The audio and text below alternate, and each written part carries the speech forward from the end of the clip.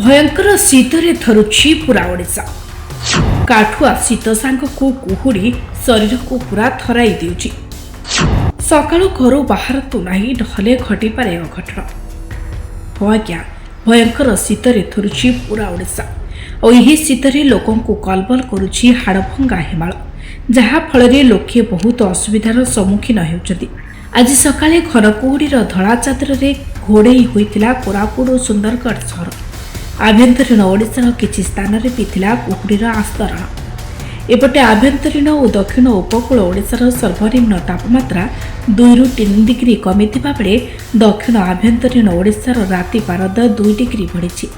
आभ्यंतरीण ओडिशार किछि सहरर रातिर तापमात्रा स्वाभाविक ठारू 7 डिग्री पर्यंत कम रहितबा पाणीपाग विज्ञान केन्द्र कहिछि। दारिंगबाड़ी गतकाली राति पारद स्तर 10 डिग्री तलक खसी 9.5 डिग्री रे पहुंचीला।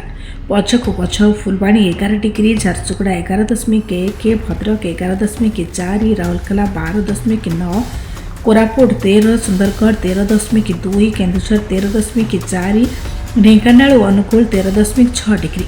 मोट उपरे 12 सहरर तापमात्रा 15 डिग्री तलक खसी।